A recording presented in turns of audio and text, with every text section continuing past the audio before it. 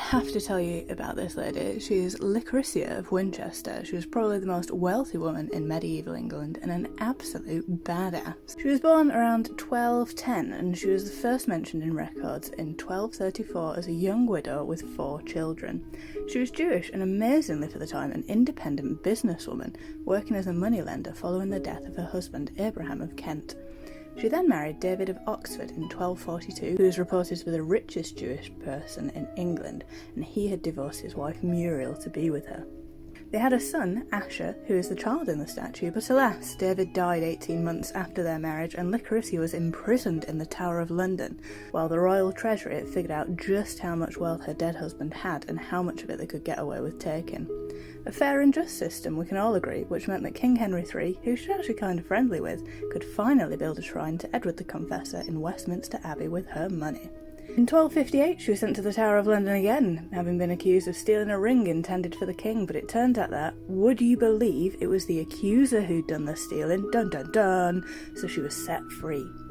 For context, Jewish people had been invited to settle in England in 1066 by William the Conqueror because Christians weren't allowed to charge interest on loans, but Jewish people could, and the crown wanted the money without being excommunicated.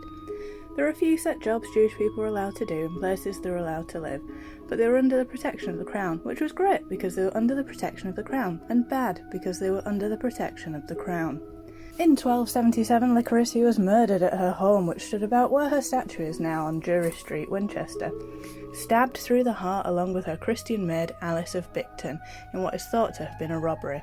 They were found by Licoricia's daughter, Belia. The murderer was never identified. Her son Asher also spent a time at His Majesty's pleasure in the Tower of London due to coin shaving, but just 13 years after Licoricia's death, on the 1st of November 1290, all Jewish people, of which there were around 3,000, were banished from England, allowed only to take what they could carry with them.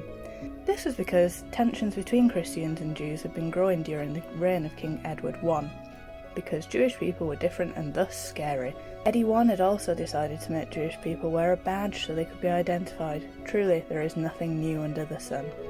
Now, King Edward I had run up a bunch of debt fighting wars, so had to raise tax on people massively to cover the cost, and figured he'd sweeten the deal by offering to expel all Jewish people, which fixed everyone's problems and everything was fine. Jokes. Everything continued to be horrible for everyone because it was medieval times.